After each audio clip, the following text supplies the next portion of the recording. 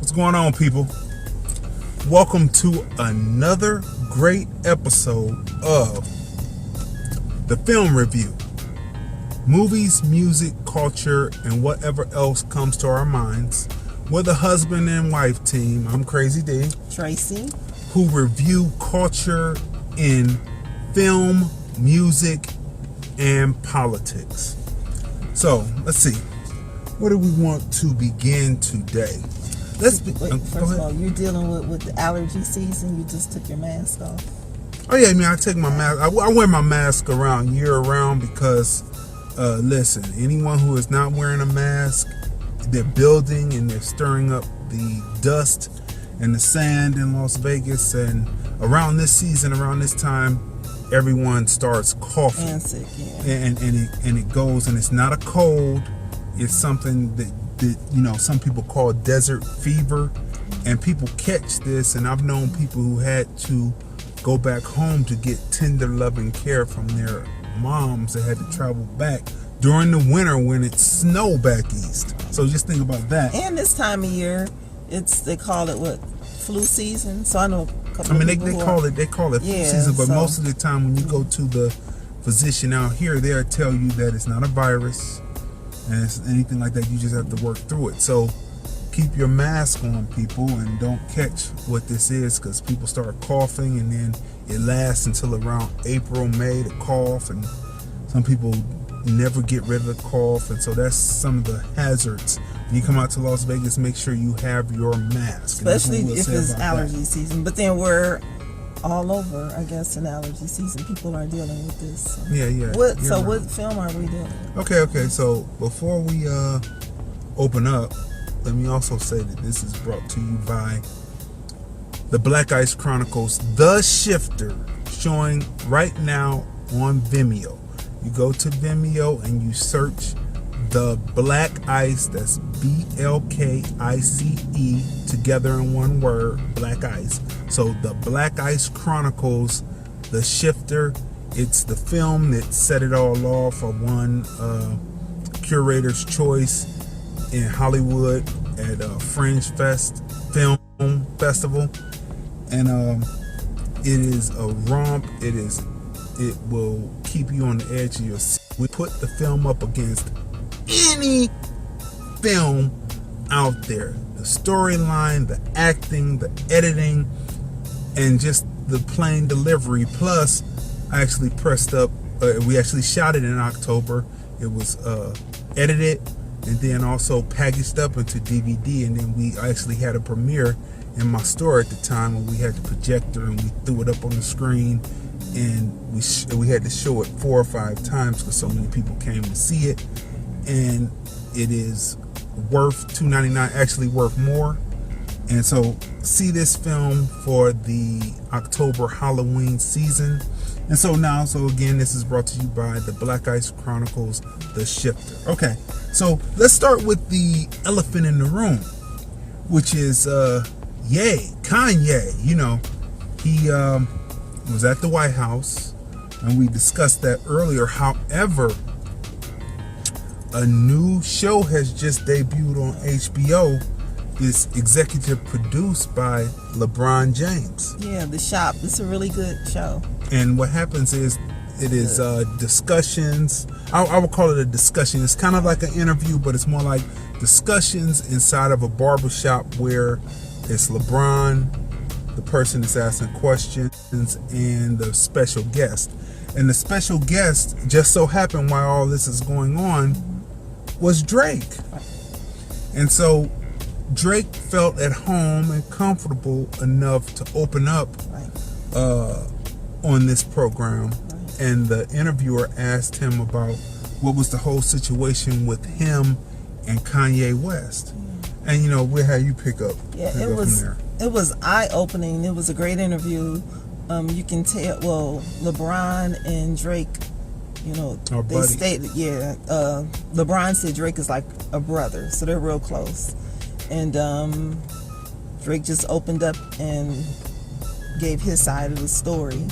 And it was eye-opening. It kind of made me think about what happened recently, with Kanye visiting the White House with a president, 45? Yeah. And everyone's thinking, the way Kanye's been acting the last, few years, oh, something wrong with Kanye, and ever since his mother passed, and oh, is it, mental illness, and it's just, so you kind of give Kanye the benefit of the doubt a little, and, I was thinking, okay, well, clearly there's, something wrong. He's maybe mentally ill. But after seeing the LeBron James Drake interview, I don't think Kanye West knows exactly what he's doing. And basically, you have to see it, but Drake made Kanye seem very calculating. The whole setup, invited him to his studio and just had Drake spill his guts to him. Right. Mm-hmm. And meanwhile, Drake thinking Kanye is a friend and manipulated him. Oh no, I'm not working on the album now.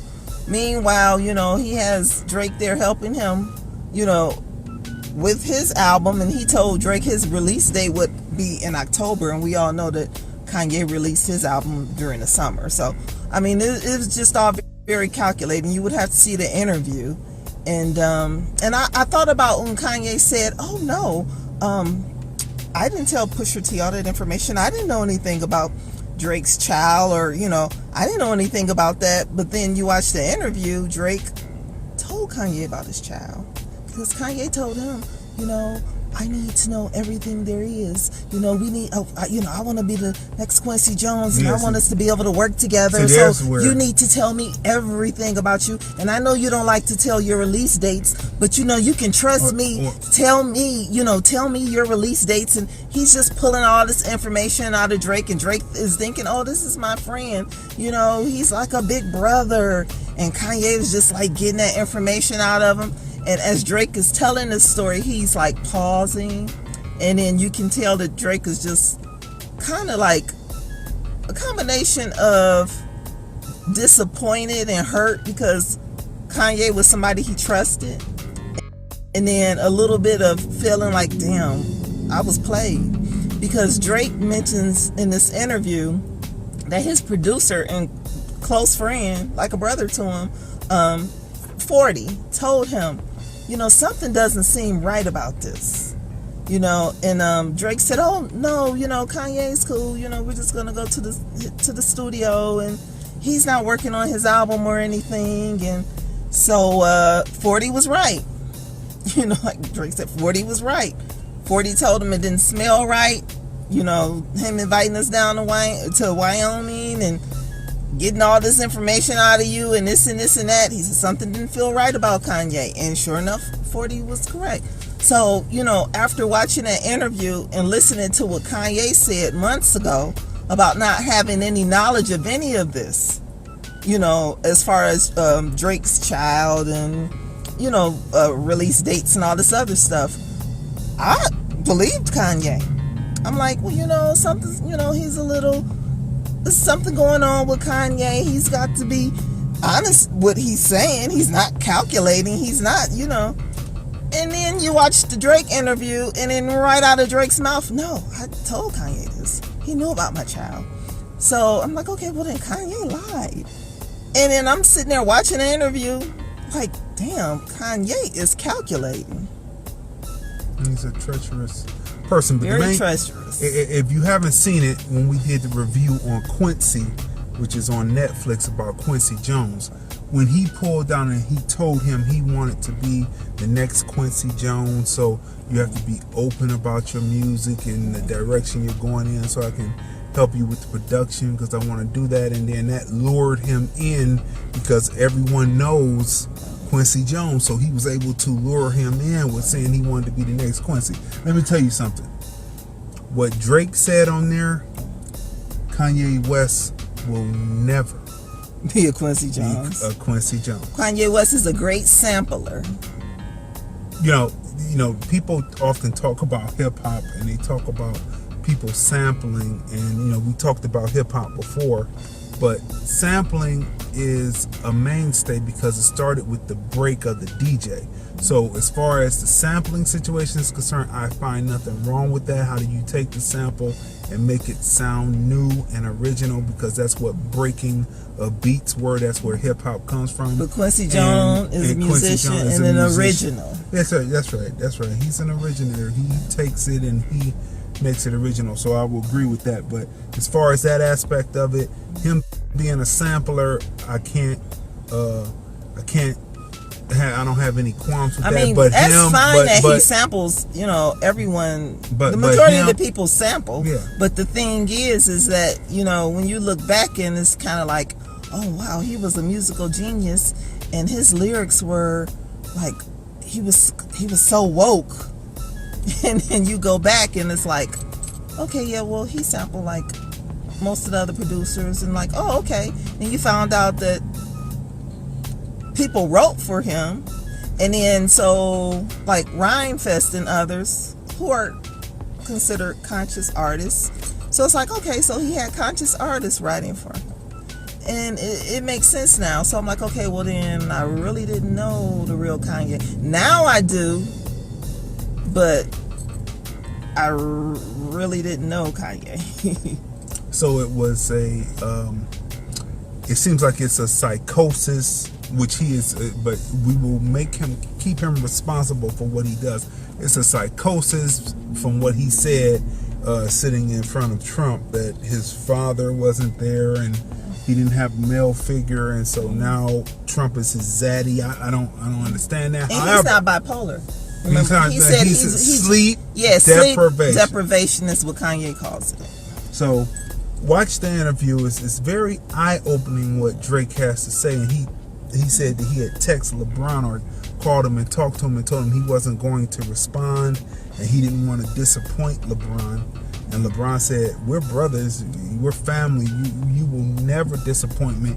He did never disappoint me. He did go on to get it, Kanye, because every time a new video comes out and he had something to slide in there about Kanye, like the don't wear 350s around me, all of a sudden it rises back up. And so it's not looking real good for Kanye West, because besides being a person who wants to be under the feet of white supremacists, and wants the approval from white supremacists, he is also treacherous, it appears, to his own people. Besides all of the politics and the Trump stuff, not even looking at any of that, Kanye is just like a crappy human being. Woo! Really, a horrible human being. By what's being said. Backstabbing human because being. It's always two sides to the story, and then the truth, and then you put it together and you find out that the truth isn't so good. And in the long run, like what Drake said, you have to pay for certain things like that, like talking against the innocent and saying something about a person dying who has been ailing for years. That it goes beyond hip hop music at that point, and that it's going to be some kind of karma, negative karma that comes back from that, because it just wasn't right. It was slick, it was good, and as far as hip hop purists is concerned, him not responding, he said he would take that, but he didn't want to go and take it to a level that he would have bad karma. Yeah, because Drake and 40, his producer, they were just in, they had been in Wyoming working on, Kanye stuff and laughing and thinking this man is a friend, and then just turn around and, the lyrics and Pusha T song about, what did he say about making fun of 40's illness? Somebody, I remember about that. Dying. Yeah. Mm-hmm. Like, that's cold-blooded. That's ill. It's ill. With friends like that, who needs enemies? Hey, so that's what we feel. So what would you rate Kanye West at this point? 1 to 10. What would you rate Kanye West? He just came from off of his performance in front of the president. Okay. Meanwhile, before we get to the rating, meanwhile, Kid Rock was also there earlier, and the reporters thought that Kanye West was going to be there because he signed legislation that the Senate put through concerning copyrights and artists publishing, and they thought that Kanye would be there. But however, Trump said that afterwards, after the signing, that was nothing but a lunch meeting that they were having, nothing more. Meanwhile, Kid Rock had been in the White House standing there with Ted Nugent months ago, and then here we are now with bills being signed that affect artistry. And my question is it affecting all artistry, or is there something in there that's going to hit at hip hop in a negative way as far as publishing is concerned? Hard to tell, but we shall find out in the future. So now, where would you rate, now that Drake has had a chance to clap back in an interview, and also Ye's performance in front of 45? What would you rate him? I think Kanye is a very good entertainer. Like it's all an act. Yeah. So it's just, he's really self-absorbed, and he's a true Kardashian now. He likes camera action. He's an attention whore, and it's sad. So you're not even giving him a rating? No, he's not. He's not. It's not rateable. Right. Oh. And check out Star, the Star Report, because he has a concept about Kanye West and why he was calling himself Yeezus, right? So go check that out. He asks, is Kanye West the Messiah? Yeah. Now this came out before he sat in front of Trump. So I can just imagine. Go there and listen to that, and it kind of is like, it kind of makes sense what Star is saying.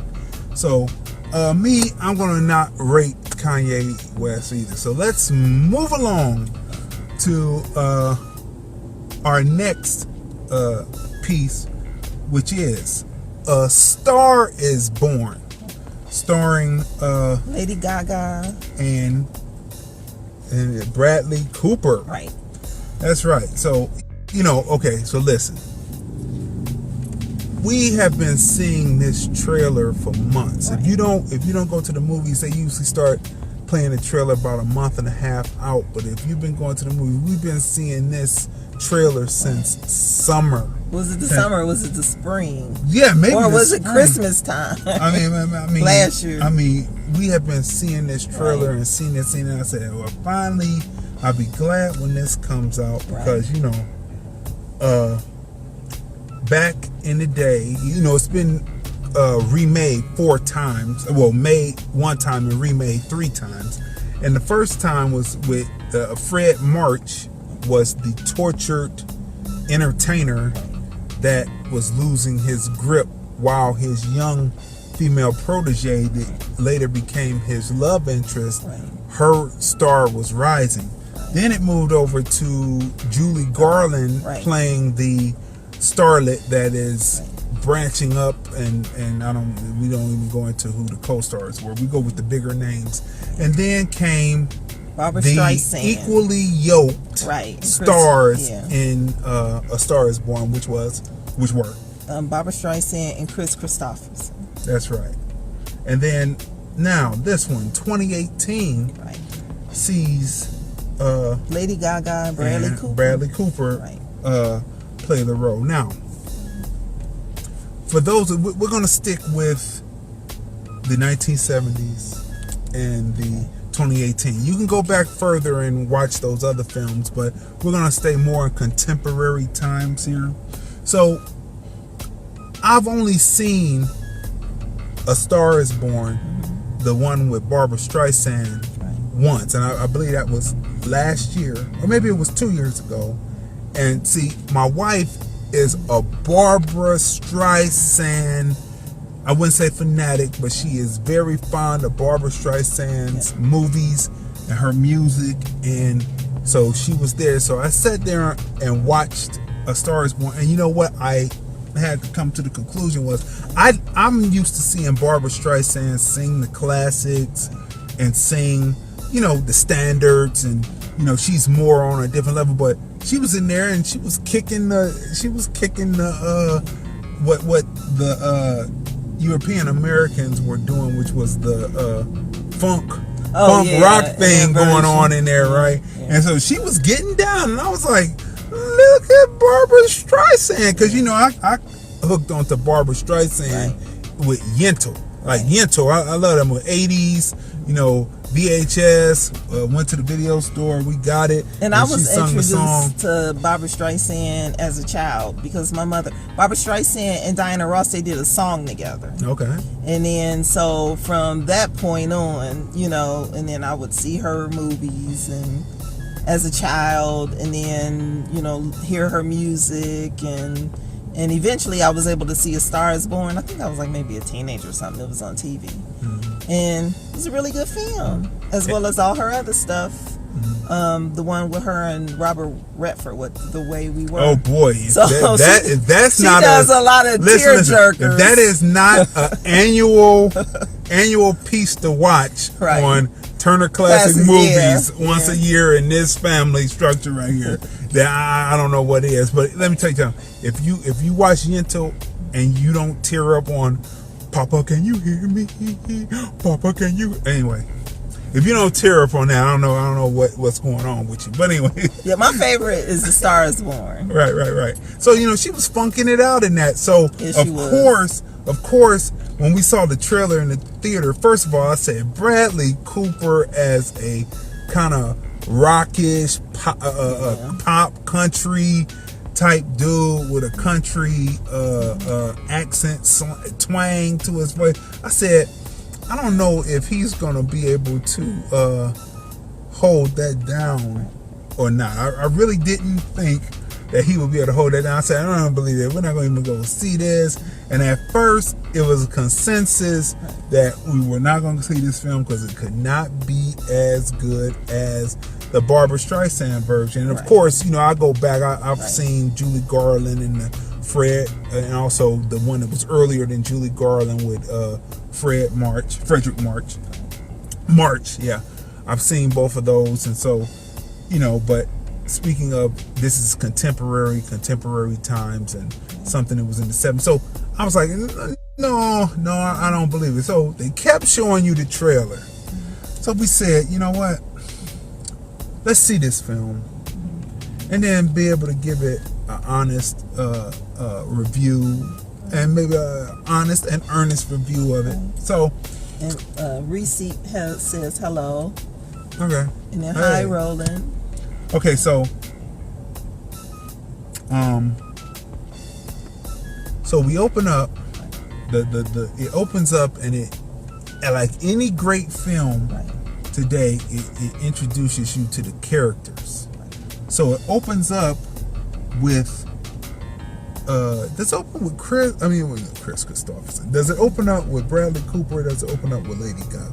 It opens up with because the way they cut it so smooth. Right. But I believe it opens up with Lady Gaga. Right. No, hello Valdez. And so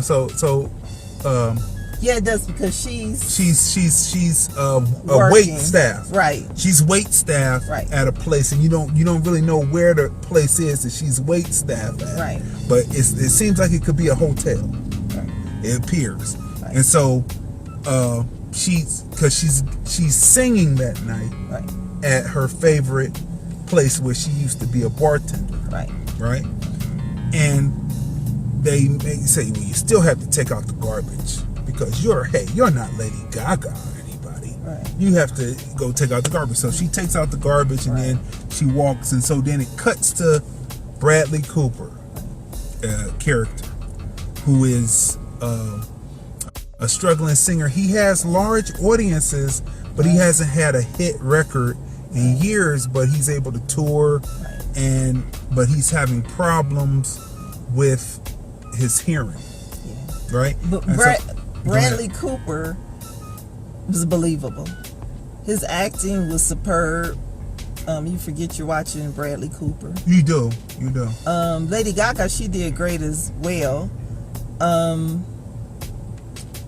don't know. The movie, did it start off slow? No, it wasn't slow. It built because it cut between the two people, right? And then they come together. I think they come together within the first 15 minutes, and then that's really the initiating event. And then from there, actually it's seeing like her sing, and you've seen this in the preview, so this is not a spoiler. Right. Him actually seeing her sing, right? And then it goes on from there, and then we won't go into detail of what type of bar it is. Right. You have to see that in the film. But I mean, this is a good movie. I love the entertainment in the movie, the performances, and it kind of went back and forth to me. Like, it picked up, and then it would like slow down a little, and then it would pick up. Okay. Where it slowed down, there was a doldrum in the film. You go through, and then the success starts to happen, and then by the time she's sitting at the piano singing to the live audience a new song that she's composed, it's really slow. And I say, well, this needs to pick up. This needs to pick up at this point because it's kind of slow. So it had one doldrum that I noticed in the film, which was there, like we had went through all that, and then it picks up and goes to the other set, other things. There's certain things to me that are not explained in the film, right? And which makes it a problem. The film is entertaining. It's entertaining, but it's certain things that are not explained in the film, and I don't think that it was really explained in the 1970s version either. But the thing is, the 70s version, from beginning to end, like, I don't know, it was just the one with Barbra Streisand and Chris Christopherson. Yeah. Was like entertaining from like beginning to end, and like the soundtrack was amazing. With Barbra Streisand, belting out that funk rock. And then with Barbra Streisand in that film, her personality was just like huge on screen. And I don't know, I try not to compare the two because Lady Gaga is a really good artist. Bradley Cooper is also, he's a great actor, and it's his directorial debut. He did a really good job. But you did say what, that it could have been what type of film? I said that it could have been like on HBO, like how they have like the HBO movies or Showtime, or either like Netflix. When they have no. Wait a minute. When you say something go to HBO, it's a little different. Than Netflix is kind of like specialized. You go there to see those films. Because Will Smith premiered his. No, right. You go there to see his film. Right. So, but HBO, well, you paid for the package. Right. It comes with the cable, so then you're able to see what's on there. So it's on a different level. Yeah, but now HBO a lot of big names are going to Netflix, and they're premiering movies for Netflix. So Netflix is higher than HBO. So saying HBO, then let's say HBO they could film. have put this on Netflix. It didn't necessarily have to go to the movie theater. It was a good movie, but no. What I'm saying is HBO is lower than Netflix at this point. So I'm saying it can go to HBO. So I should say Netflix and not HBO. No, you should say HBO because it's lower than Netflix. Netflix is specialized. Right. You go there, you pay that $9.99 to go there to see those films, and you specifically search it out. Whereas HBO, flip on the TV, what's on HBO? Oh, do I choose to watch it or not? Let me sit down and watch it. So that was the type of thing I say. So Netflix is a little above HBO because you're not only paying for cable, but you're also paying for this Netflix to go there, right? So it's a different thing. But so it's his directorial debut and the politics of it. Now, originally, and if you look at the posters, that's outside the theater was a little thing that lets you know what it's a digitally created hologram type thing, and you see it, and you're sitting there, and I look at the hairstyle that they have on Lady Gaga, which she really never wore in the picture at all. I say they're trying to make her look a little bit like Beyonce. See, that's just a little. That's what you say. Just I don't a little. see Now, it. I know she doesn't look like Beyonce, but they can do hair and things and make it look like Beyonce. I think you're thinking that because you remember Beyonce was supposed That's to. right. She was supposed to play the film, but see what happened was during the 2012 election, when Clinton started talking to the chair. Let's hold up for a second. It just hurts my heart because I am a Clint Eastwood movie a person that watches Clint Eastwood films, Dirty Harry, Josie Wells, even though he was a Confederate. I mean, you end up rooting for him. You're going to just stand there and whistle Dixie. But anyway, and all these other films, Pale Rider, The Good, the Bad, and the Ugly, right? All those films, it hurts my heart. And so he was always known as being a fair type person, right? His last wife was even mixed, and so you thought that he was a fair type person, but you know what happens? White supremacy, most times white supremacists will cut their own throats standing up to being white supremacists. And that's what happened with the chair sitting there. He had Beyonce. Now he's in the latter years. Like if you go to his Wikipedia page, it starts in 50 and it goes on, man. Each decade, success. So now, somewhere there must have been an agreement made because, Beyonce immediately pulled out of the picture. This would have been Clint Eastwood's triumph. Do you know what Clint Eastwood is starring in now? We're seeing the previews, and Bradley Cooper happens to be in this film, and so that's how I know that it must have been a flip-flop. This is another director. He's playing in a movie called The Mule. He's all wrinkly. You see him go in there and look in the thing. His arms are all wrinkly, no muscle tone. And you mean to tell me that this movie could be Clint Eastwood's swan song, where he plays a aged mule, a drug mule? I mean, are you really seriously? He's gonna get an Oscar nomination. Are you seriously going to believe it? In 10 years, you go from Can't Hit the Curb or whatever that movie was to The Mule? I mean, this is ridiculous, and really, it should have been A Star Is Born with Beyonce, and it would have really been great. Now, so that's the politics of it. He sat up there during the 2012 election, and he sat there talking to the chair, and then everybody said, did Clint Eastwood lose it? What? He's a Gemini. Kanye, that's what I was about to say. Right. I was about to say there's some similarities between him, Trump, and Kanye West. They're all Geminis. Which is really something that he would sit there and talk to a chair, and then you would say, well, what the hell? And then some people tried to bail him out and say, well, actually, it really took a lot to come up with that skit to talk to a chair. No, it really didn't. So he lost his opportunity to redo The Star Is Born and went over to Bradley Cooper. Bradley Cooper got a great chance to do it. It's a great film. It's very entertaining. The music, the storyline. There's only one doldrum in it, but it is a HBO style movie, not even on Netflix level at this point, right? Which there's nothing wrong with HBO. Don't get me wrong. There's great things on there, and you go there for certain shows. But when it comes to movies, you either watch them or you don't watch them. You're not really necessarily looking for them because there's other places like Stars, which is rising now, or Showtime, which is always there. Plus, it has the boxing, and so you go in there. But anyway, so how would you rate? Well. So we went through the politics of it. There's a problem at the end of the film.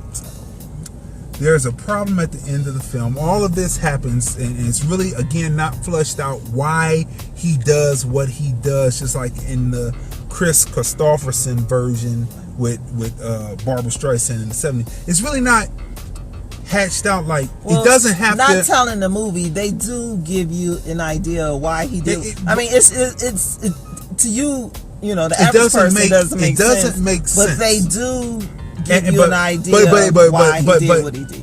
But what it is they're telling the story not from an omniscient, where the audience will be the omniscient and you can see everything that's happening.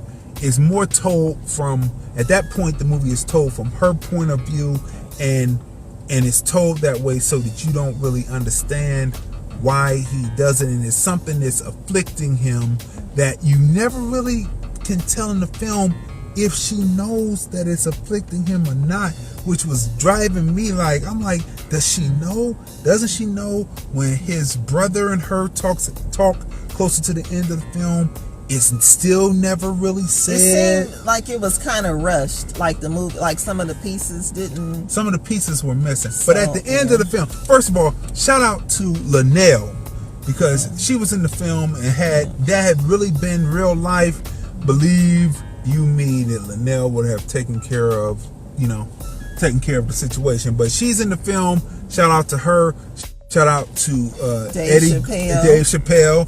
Eddie Griffin, right? You know what I mean. So all these people, and Linnell was on a interview show, and she talked about how when they were doing another film, how Bradley Cooper remembered all of the various comedians. So it's like 4 comedians within the piece, and he brought them in to do the film. So that's real big. But Linnell should be a star. Yeah. And women. Stop. Hold it. And Sam Elliott as well.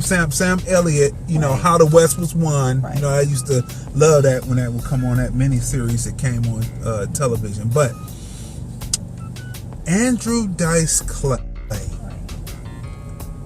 when he first appears on the screen, I didn't know that it was him until she comes from back out the kitchen, and then I'm like, that's Andrew Dice Clay, and he plays that part. He plays the part of the father of the star that's born. He plays that part. And so it's a entertaining movie, well worth seeing. It's just those little bits in there, and then Dave Chappelle plays a pivotal role, but they had him in there, and he probably said, shit, I'm not dropping my paycheck because Beyonce is not in there. That's what I would say. I'm still going to deliver this. It worked out. It worked out. Lady Gaga did a great job, and it was I'm glad that Beyonce wasn't in the movie, because I think she needs her own vehicle. Like, I think she did great in Cadillac Records and other future products. She should have been awarded an Oscar for that film. Yeah, but I mean, as well as all the other stuff she's been in with Dreamgirls and Obsession. So we know Beyonce can act, and Beyonce, I'm sure she would have did well in this movie. But when I think of The Star Is Born, like, I'm sorry, it's Barbra Streisand. So I'm glad that Beyonce wasn't in this film. Beyonce needs to have a vehicle of her own. You see how Beyonce looms large in all of this? Because at the end of the film, there's a problem. After everything happens, there's the closing number where she comes out to the stage, and it's the last song that her husband has written. And when she starts singing, I mean, I'm hearing a little Whitney Houston. I'm hearing Whitney Houston, and I'm hearing Beyonce. But I'm like, where's your voice? I would like to hear Lady Gaga's voice in it, and she's a great singer. Yeah, she can really sing. And I was disappointed at the end, because I'm like, whoever produced that made her sound like other people. Like, they directed her to sound hit like this note like this. I'm like, is that hit that Whitney note Houston like that? Note? Yeah, Whitney Houston. Like, and then she didn't even seem comfortable performing the song. At the end, but because Whitney, well, if anything, I would like to have seen Whitney Houston 20 years ago. A Star Is Born. If we were going to hear Whitney Houston, and if we were going to hear Beyonce, I would like to have heard Beyonce and see Beyonce acting in the film. That's just me. That's just because there was another performance where I remember you saying, okay, they set that up for Beyonce because it doesn't feel like a Lady Gaga performance. Yeah, that's right. So you have to see the film for yourself to see what we're talking about. But let's see where we're going to rate this film here. So where would you rate the film? Let's start with, let me start because usually you start, you know what I'm saying. Let me see. I'm going to story, through line, excellent. Right. Cinematography, excellent. Right. Telling the story through film techniques, excellent. The soundtrack, good. Right. The performance segments, good. The acting of Bradley Cooper, definitely on point. Yep. Lady Gaga playing the up and rising star, good. The supporting cast, excellent. But because of those few things that we said, especially the ending number. The first song was excellent. The original, I'm like, okay, that's Lady Gaga right there. But when whoever produced it and had her sounding like somebody else, that stuff didn't sound right. And in between time, in the doldrum that happens, like when she's performing the second original number that people are catching on to, I have to give the film, honestly, a 7. Honestly, I have to give the film a 7.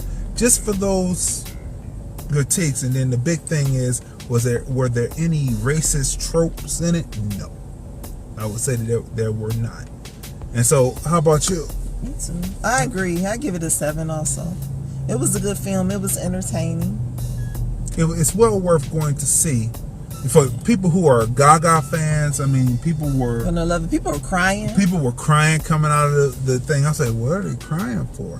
But I mean, they could. I guess it was believable. I don't know, but they were crying. I don't think they saw A Star Is Born with Barbra Streisand. They didn't. They probably didn't, or they didn't see the Julie Garland or before, because too many times today. Well, I saw the Julie Garland and Barbra Streisand. I saw that Frederick March. Yeah, but it was for that time period. But people often don't go back past the time that they're in, so they don't know what came before. But when you realize that you need to know what came before to understand what's now, you have it. So I give it a 7. So go see the film. It is worth seeing, however. Yes. We gave it a 7 for those things. Okay. So now we have another psychological mystery, thriller, action-packed. I would even throw a little grindhouse into it because it goes there. We just came from seeing Bad Times at El Royale. Excellent film. Starring. Go ahead. Starring Dakota Johnson.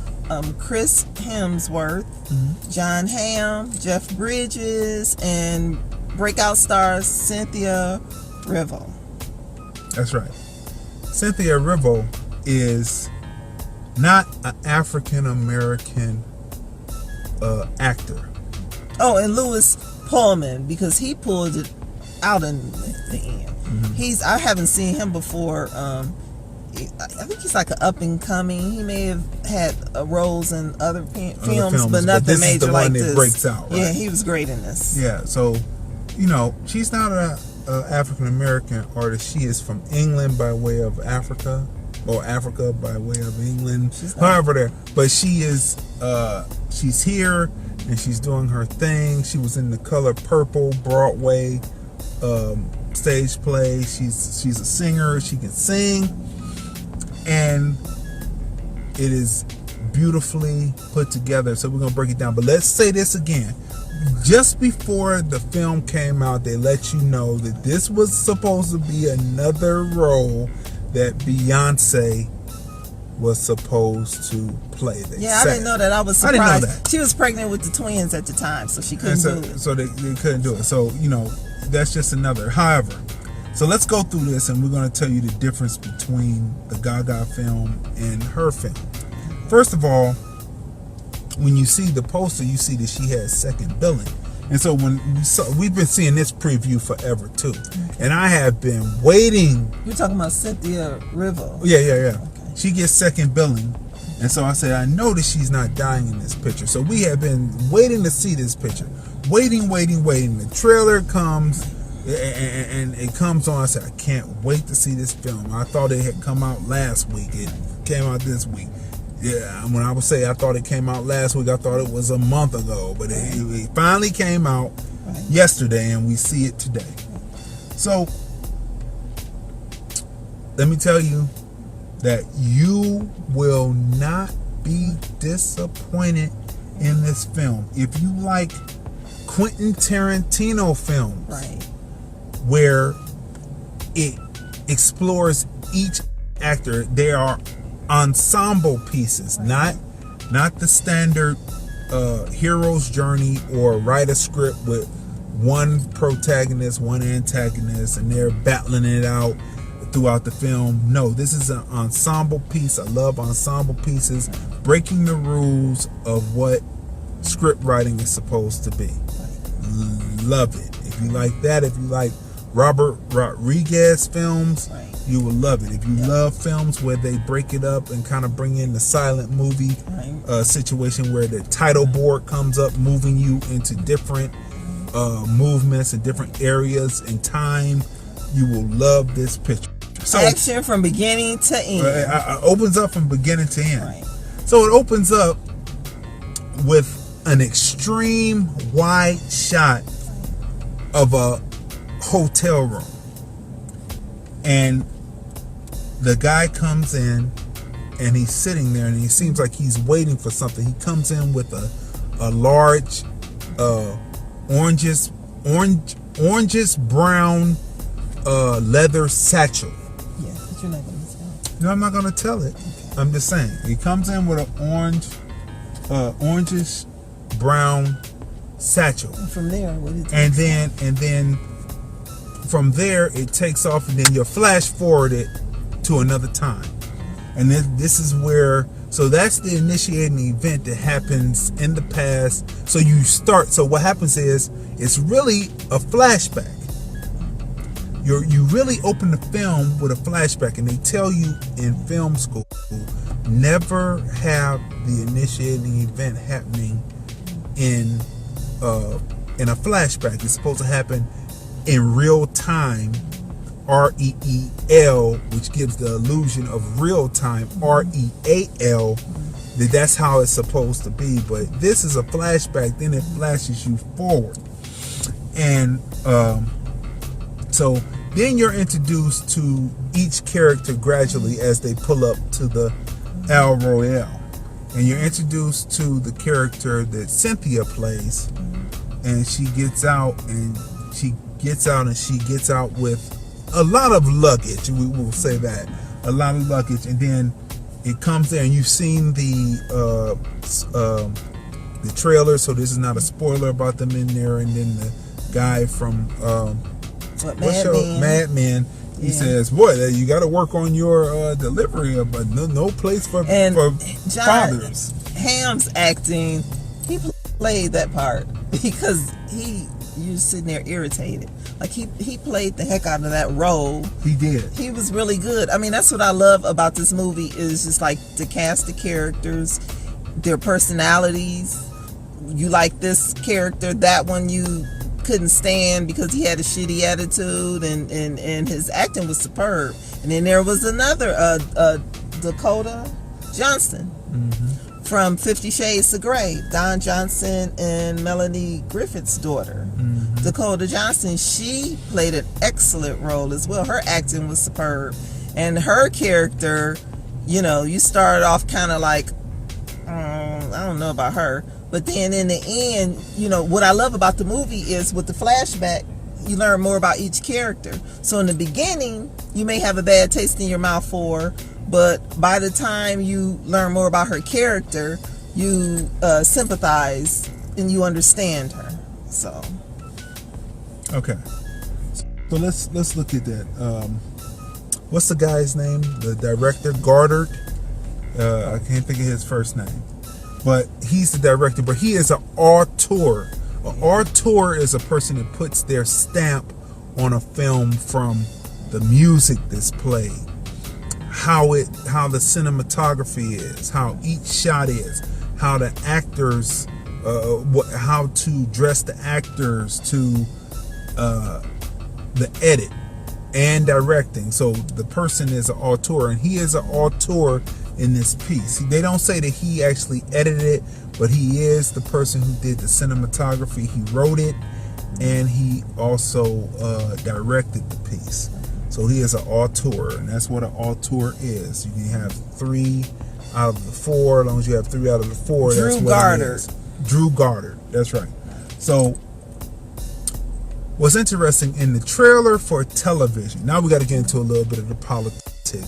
Is there any racist... One last thing. Okay, go ahead. Chris Hemsworth. You're used to seeing him play with Thor. Yeah. So his acting was great because his character was completely different from Thor's. So yeah, it branched out. His he branched out totally. You know how they try to typecast actors. You didn't even think about Thor when you saw him on the screen. Right. So now the politics of it. Is there any racist tropes in the piece? Okay, so let's talk about the trailer that you see on TV, where you have to catch this now because it's very subtle.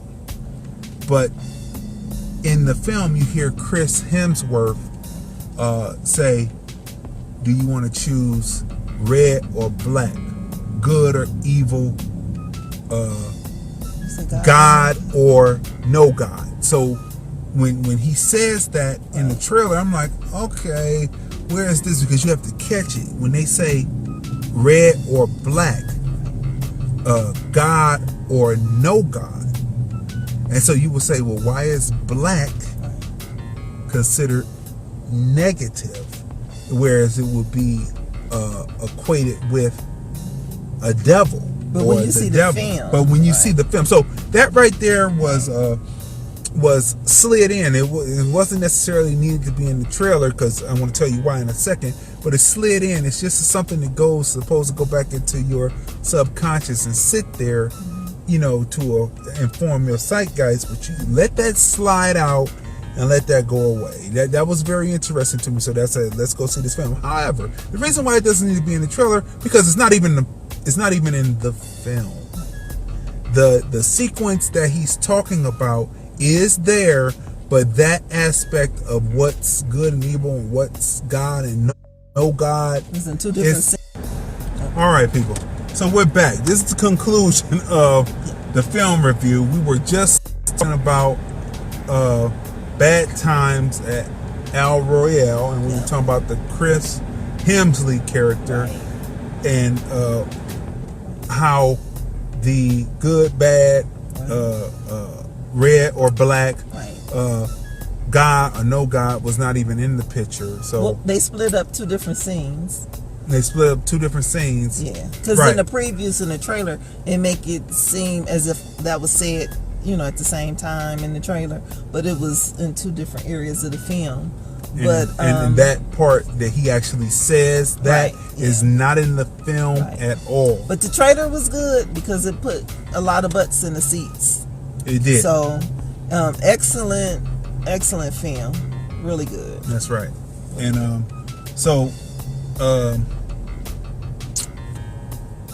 thriller, yes. Action, yes. Grindhouse, yes. I might even say a little cheesecake was in the film. Angles from the angles. Oh, music. I would say that. The music. Music. The soundtrack is excellent. Let me tell you.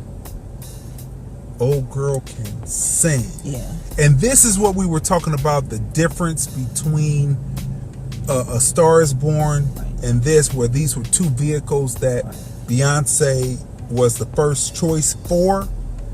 This woman right here, she sings and she brings her own voice.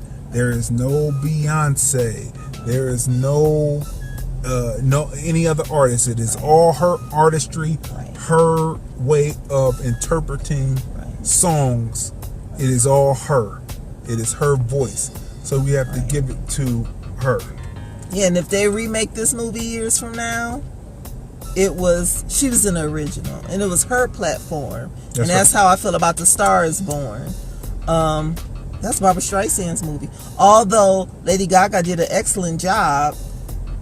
When I think of A Star Is Born, you always think about that. But when you think about Bad Times at El Royale, we would do that. And what makes it so catchy, Bad Times, it's like Fast Times at Ridgemont High. Yeah.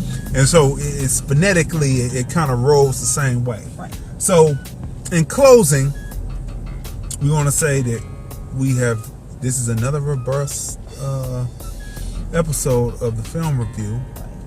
And what would you rate Bad Times at El Royale? I would give it a 10. And then I just want to say too, there are so many fresh new like writers and actors and actresses and so many scripts out there that need to be brought to life. Yes. And so, this whole remaking a movie over and over again, kind of like, it's like beating a dead horse. The first time it was done, it was what it has to do, like Predator. Right. We reviewed that. Yeah. And they didn't even have to remake that movie. Yeah. So it's just, if they want to do remakes or whatever, fine. But let's start bringing fresh ideas and new ideas to the screen. Because what it boils down to is that it is bean counters that say, we want something like this. That's lazy. We want something like that instead of taking the opportunity. Because those films like A Star Is Born, and or anything Spider-Man, though we definitely want to see Miles Morales, most definitely. That's fresh. Let's move on. Or Panther.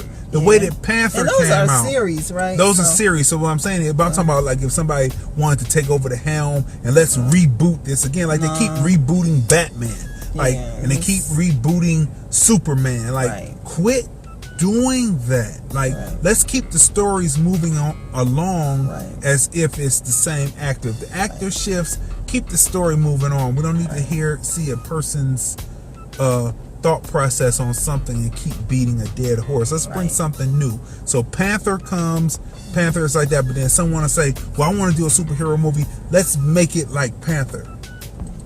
And that's kind of what they did with Predator. They tried to make it kind of like Panther. They took that, but it didn't work.